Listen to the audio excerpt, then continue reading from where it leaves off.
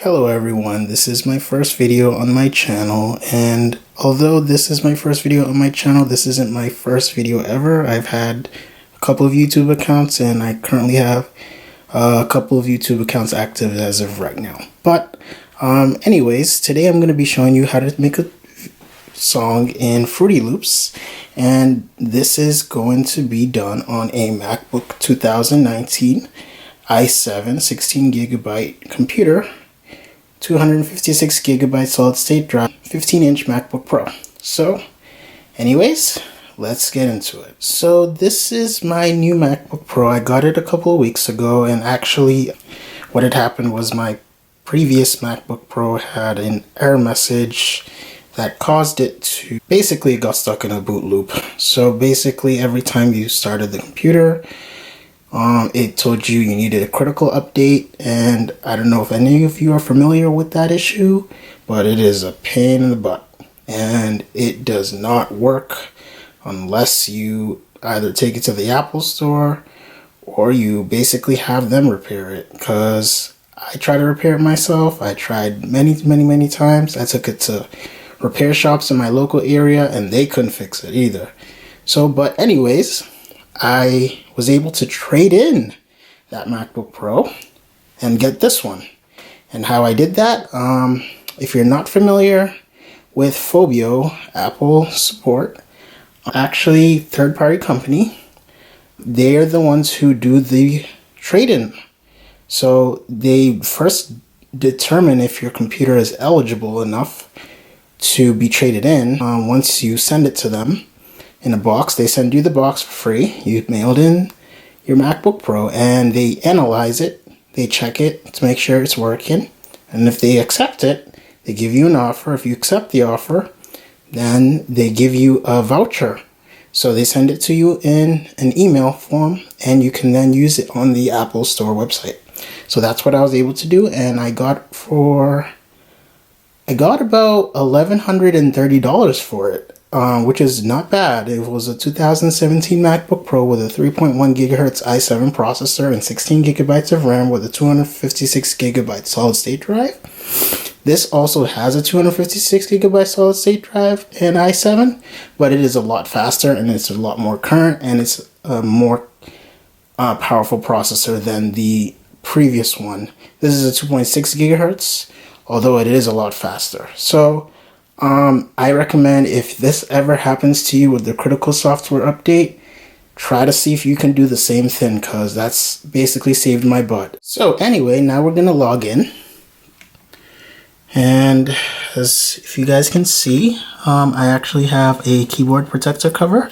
This is actually made by Uppercase, and I got it for about $15 or so on Amazon.com. It's a pretty good keyboard protector. If you guys are interested in it, I can post a link in the description below for you guys to buy it. So here is Fruity Loops. If you guys are not familiar with Fruity Loops, it is a really cool music production program, and basically you can make music with it. It's first introduced for Windows, but it just now recently has been introduced for Mac, which is pretty awesome. So any Mac users, all you Mac users, can now use Fruity Loops. I think that it's a lot smoother actually running on a Mac, although I've used it on Windows for quite some time.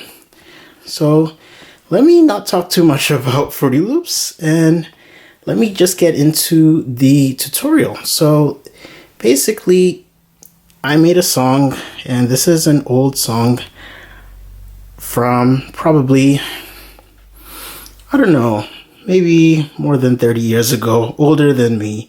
I don't know the name of the song, but I'm sure you guys know the name of the song, and you guys can post it in the comments below. So, but I basically wanted to show you that I made the song in Fruity Loops and recreate it from start to the end. So here we're opened up in macOS Mojave, and basically right now I created some events on my pattern as you guys can see. So right here, I'm using the plugin FL Keys. This is a free plugin. This is one of the ones included in the FL Studio Signature, I believe the Signature bundle. And for those of you who do not know, I actually purchased this version of FL Studio. I know you can get FL Studio for free. You could probably torrent it, download it. I strongly don't recommend torrenting. I'm against it. When I was younger, I did do it, but I do not do it anymore. And I am super against it now, but honestly, if you have the money, just buy FL Studio. It is so worth it. It is an awesome program. Martin Garrix uses it. A lot of famous DJs use it. It's a really good program. So basically, if you're right now, we're in FL Keys, and here is the events. So I didn't do any tweaking of the knobs. This is all basically standard. Everything you see right now is stock. I didn't change anything. I didn't do any of the phasers or overdrive or the release or the decays or the stereo, the treble, the stretch or anything, any of that. This is just introductory. So I just want to show you guys the song. So we can start off with the C chord. Although that's not where the song begins. The song begins the D. And just so you guys know, I actually did not have to configure the audio settings. They were automatically configured. I know for you who were in the beta versions of FL Studio, you had to configure the audio settings manually. But all these settings were configured all themselves. I'm on MacBook Pro speakers at a sample rate of 44,100 hertz, and everything is set to the same stock buffer length, everything the offset, and everything is stock. So I did not change anything in that regard. So anyways, let's get to the song, and I'm gonna play it for you, and I'm just gonna tell you a little bit about how I made the song. Just gonna increase my volume a little bit so you guys can hear it a little bit better. I know I'm using a Sony a6000 to record this, so it's gonna be a little bit different when you guys hear it, but it should be able to produce it pretty well. So I'm gonna increase it to as high as it can go. So let's play the song.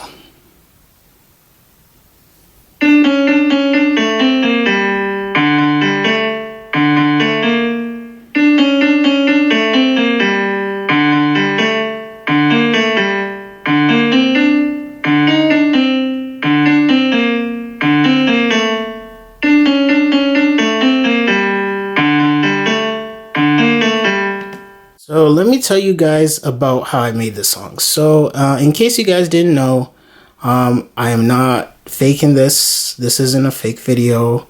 I didn't have somebody else make the song and give me the FLP file. This is made by me.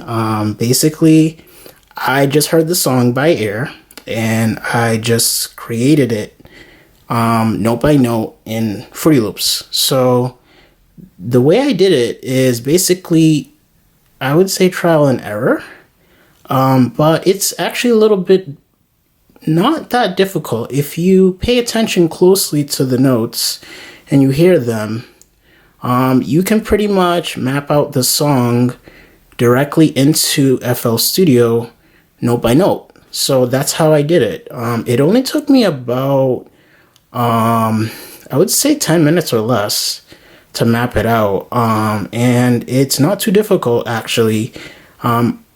If you guys are wondering if I have a music background, I actually do have a music background, not a heavy music background. I did play piano in high school for about a year, but before that I was making songs in Fruity Loops, so I do have some experience using notes, and I do know how to read notes as well.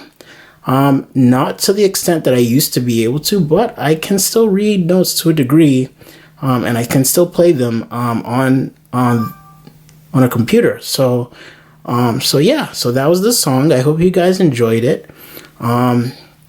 And basically, so let me give you guys a little bit more information about it.